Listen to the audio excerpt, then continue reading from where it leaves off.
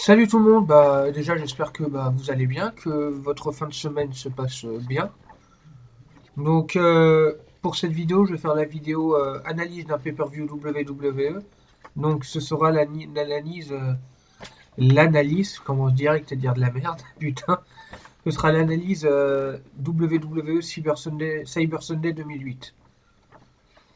Donc normalement je devais analyser No Mercy 2007 parce que Daniel Pires Lobo me l'avait demandé, mais en fin de compte, je me suis rendu compte que j'avais paumé le DVD, donc je peux pas le faire pour le moment. J'ai aussi Kenzo Lamonto qui m'a demandé, je t'ai pas oublié, hein, je m'a demandé d'analyser Survivor Series 2010, mais bon, pour l'instant, je peux pas me le procurer.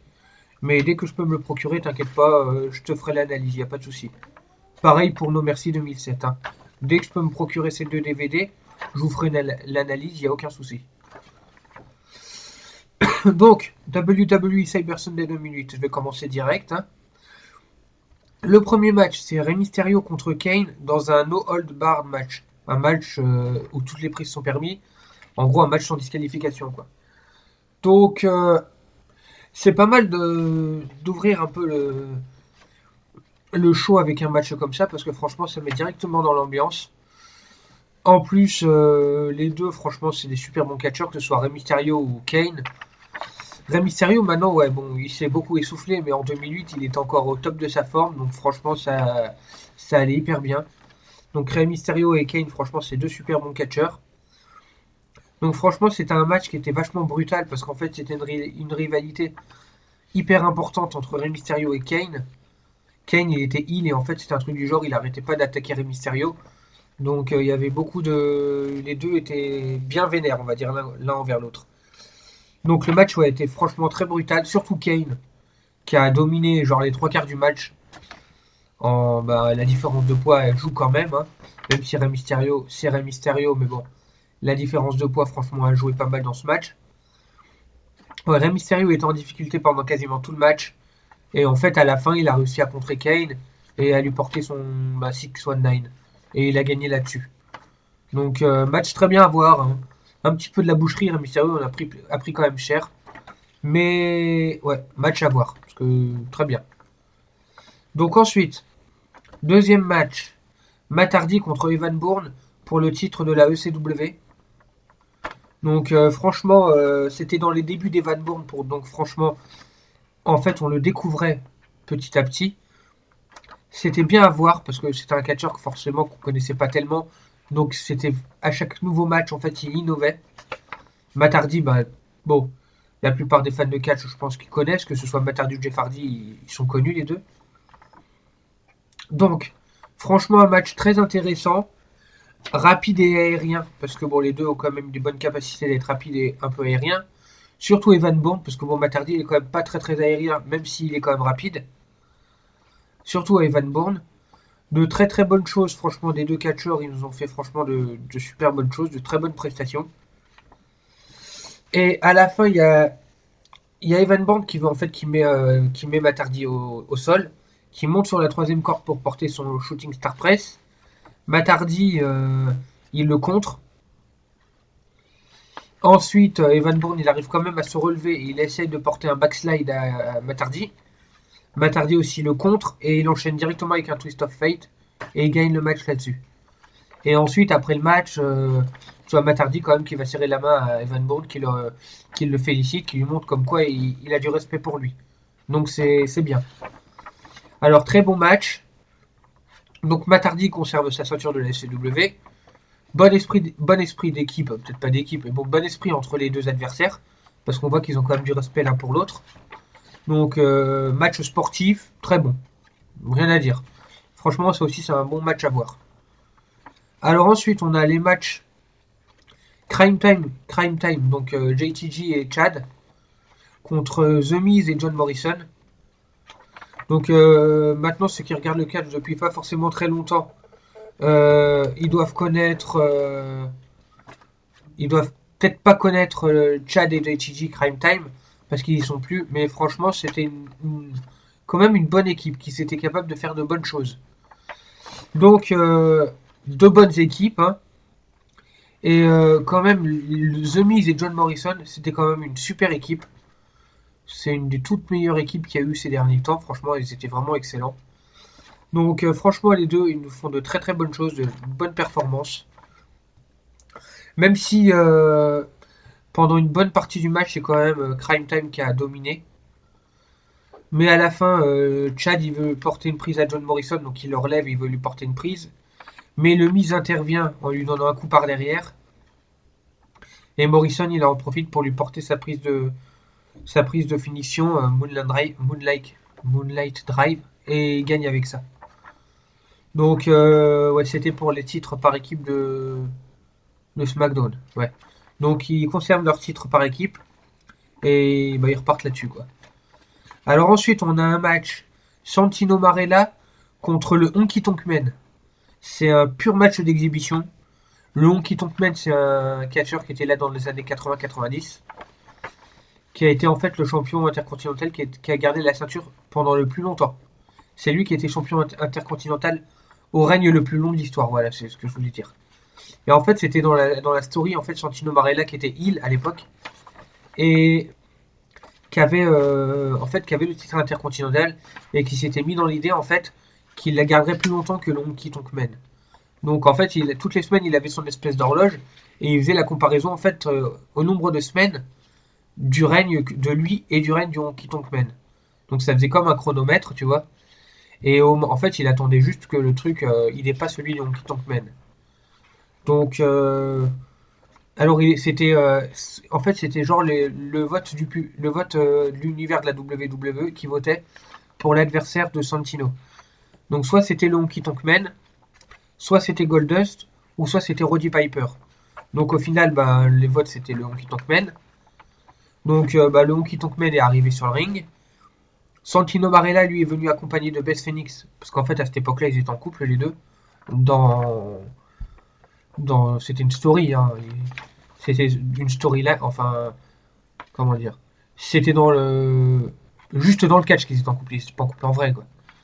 Donc alors Santino accompagné de Beth Phoenix, ouais. Le match est pas très long parce que bon, c'est franchement, c'est juste un pur match d'exhibition. À la fin, Honky Tonk Man il prend l'avantage et il va se faire, en fait, il va prendre de l'élan en se balançant dans les cordes et Beth Phoenix lui attrape la jambe. Mais en fait, l'arbitre le voit, donc il est disqualifié, Santino Marella. Après, tu vois Beth Phoenix et Santino Marella qui commencent un peu à s'embrouiller. Santino Marella qui l'engueule, qui dit mais pourquoi t'as fait ça? T'es con ou quoi? J'allais gagner le match. Putain, t'as tout gâché. Il fait ouais, allez, vas-y, dégage, tu me saoules. Bon, il commence à repartir dans le ring. Puis tout d'un coup, t'as Roddy Piper et Goldust qui arrivent, qui le poussent à remonter dans le ring. Et là, tu vois en fait, Honky Tonk Man qui l'enchaîne. Et puis au final, les trois, ils le démontent. Donc il se fait démonter par Goldust, Roddy Piper et Honky Tonk Man. Donc ça finit comme ça, quoi. Donc ouais, pur match d'exhibition. C'est pas bof, quoi, voilà. Surtout que Santino Marella, moi, j'ai jamais pu le saquer. Bon, c'était quand même assez, on va dire, un petit peu marrant, mais ouais. C'était pas forcément utile de mettre ça. Donc ensuite, pardon, on a le match Big Show contre l'Undertaker en Last Man Standing match. Donc pour ceux, on ne sait jamais qui ne connaîtraient pas Last Man Standing match, c'est en fait, il n'y a pas de tombée, il n'y a pas de soumission. C'est l'adversaire doit mettre le catcheur, enfin, les deux catcheurs doivent mettre leur adversaire KO et il faut pas qu'il puisse se relever en compte de 10. Donc admettons l'Undertaker contre Big Show, il faut que Big Show il mette l'Undertaker par terre et que l'Undertaker ne se relève pas au compte de 10 de l'arbitre. En fait c'est ça. Bon alors, franchement, match très brutal des deux parce qu'en fait eux aussi ils étaient vraiment dans une très forte rivalité. En plus, comme l'Undertaker et Big Show, c'est des catcheurs qui sont quand même hyper bourrins. Hyper bourrins, pardon. Ils sont quand même très bourrins. Ils ont un style assez similaire, quoi. C'est franchement c'est plus de la frappe que des trucs techniques, quoi. Franchement, là, ils se bourrinaient pendant tout le match, hein. Donc, match très serré, franchement, ils ont eu du mal à prendre l'avantage sur l'autre.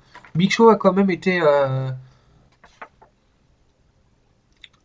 a quand même... merde, comment dire, a dominé un petit peu plus le match que l'Undertaker, avec sa taille et son gabarit. Même si l'Undertaker, je ne sais pas qu'il s'est pris une branlée pendant tout le match, hein. Mais si on devait dire, ce serait plus Big Show, il a dominé 60% du match et l'Undertaker 40, quoi. Et il a été, c'est pas énorme, énorme la différence, mais Big Show a quand même été plus avantagé pendant le match. Il a eu, je me reprends parce que là je dis de la merde. Big Show a plus eu l'avantage dans le match que l'Undertaker. Donc à la fin, Big Show qui franchement il prend l'avantage, il a réussi à défoncer l'Undertaker bien. Il l'a mis par terre 2 ou 3 fois avec ses droites. Et à la fin, en fait, Big Show il veut prendre l'Undertaker pour le relever, pour lui remettre soit une droite dans la gueule, ou alors lui foutre un chokeslam. Et en fait, l'Undertaker il arrive à le faire tomber le Big Show et il lui porte sa prise de finition, le Hell's Gate. En fait, il prend la tête du Big Show puis il la coince entre ses jambes comme une tenaille. Et au départ, Big Show il tape assez rapidement, mais comme de toute façon il n'y a pas de soumission, ça sert à rien. L'Undertaker il garde la prise, ce qui fait qu'en fait à la fin, le Big Show il est complètement assommé et il reste par terre au compte de 10. Donc l'Undertaker a gagné là-dessus. Et là, bah voilà, il a gagné là-dessus, puis il repart, content. Big Show il est complètement défoncé par terre, le pauvre. Et ouais. Donc franchement, ça aussi c'est un très très bon match. Pour ceux qui aiment bien les matchs un peu de bourrin où il n'y a pas vraiment de prise de catch, c'est plus des deux qui se mettent sur la gueule, quoi. C'était un bon match, pur poids lourd, hein. Mais un très bon match, moi j'ai trouvé. Alors ensuite, on a Triple H contre Jeff Hardy pour le WWE Championship. Triple H qui est le champion et Jeff Hardy qui est le challenger. Donc que ce soit Triple H ou Jeff Hardy, de toute façon on les connaît, je pense. C'est deux super bons catcheurs, ils font partie un peu de mes préférés. Même si Jeff Hardy, j'aime bien Jeff Hardy, mais il a jamais été, on va dire que c'était pas mon préféré, quoi. Donc deux catcheurs quand même excellents, avec un style quand même différent, parce que Jeff Hardy c'est le style aérien un peu suicidaire qui va se balancer n'importe où, n'importe comment. Et Triple H, lui, c'est le pur style powerful, la pure puissance, pure force de frappe. Donc c'est un petit peu l'aérien contre la puissance, quoi. Donc, et on voit que c'est quand même deux catcheurs qui se respectent beaucoup, parce que c'est des top faces de la WWE à cette époque, à SmackDown, parce qu'à cette époque-là, Triple H était à SmackDown et Jeff Hardy aussi. Donc, on a deux catcheurs qui se respectent beaucoup.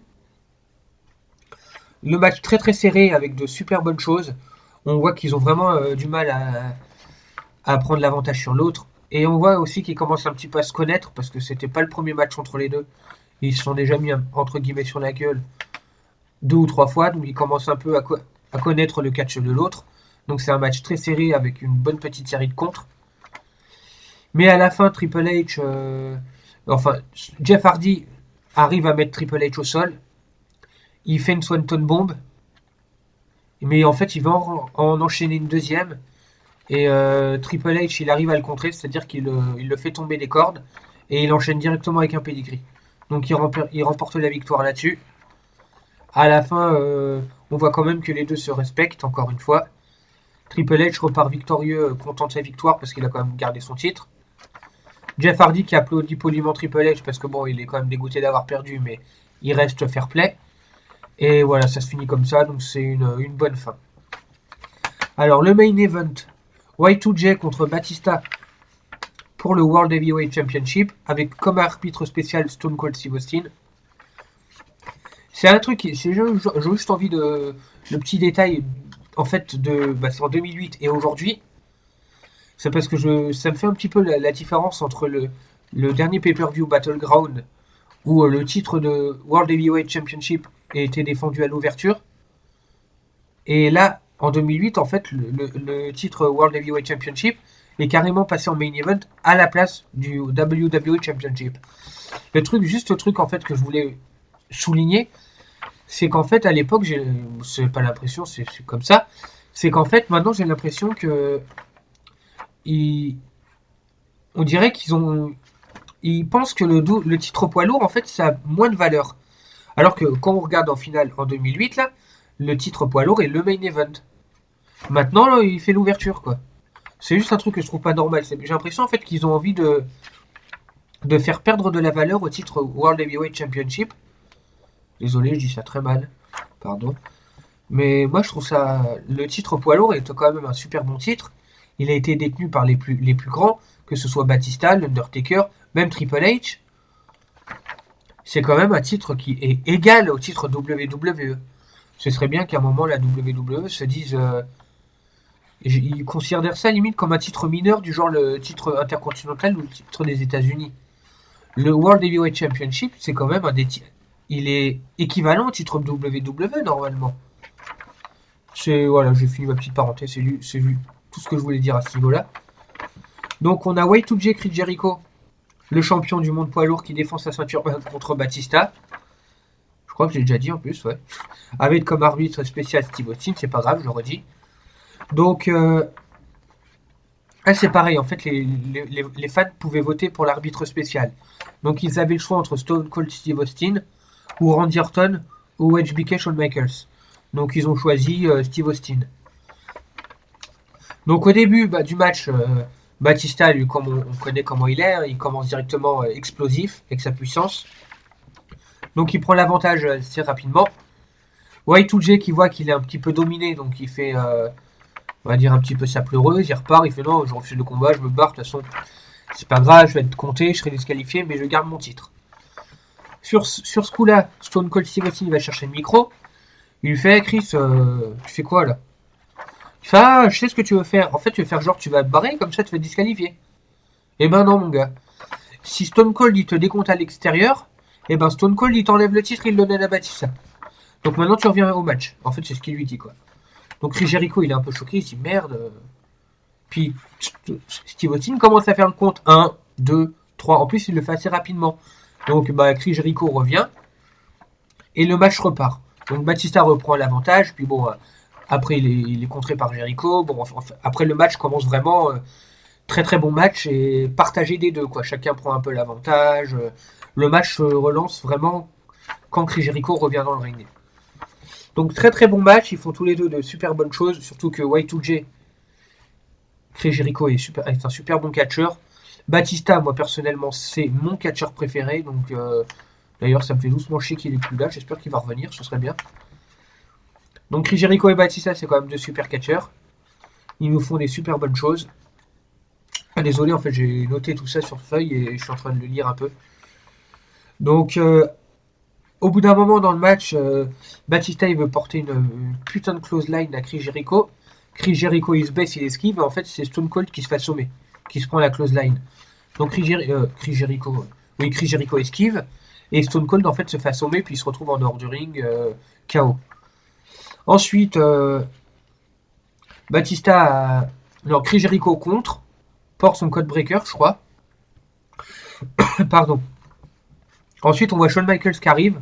Comme c'est un des trois arbitres potentiels, il arrive. Mais comme il est en pleine rivalité avec Chris Jericho, c'est quand même une rivalité assez monstrueuse. Chris Jericho fait le tomber sur Batista, mais ouais, Shawn Michaels ne compte pas en fait. Il le regarde et puis bon, il fout littéralement de la gueule de Chris Jericho. Donc ensuite, Chris Jericho il commence à s'embrouiller un petit peu avec Shawn Michaels. Et d'un coup, arrivé de nulle part, t'as JBL qui se pointe, qui sort Shawn Michaels du ring, qui lui fait sa close line, donc qui met HBK KO, et qui repart en regardant Chris Jericho, d'un l'air de dire t'as vu, je t'ai rendu un service, voilà. Donc Chris Jericho tout content. Ensuite, il y a Randy Orton qui arrive, qui en fait il arrive pile au moment où Stone Cold commence à remonter son ring. Randy Orton arrive dans le ring, fout une droite à Stone Cold, donc le remet un petit peu KO, on va dire. Et veut tenter le tomber sur Batista.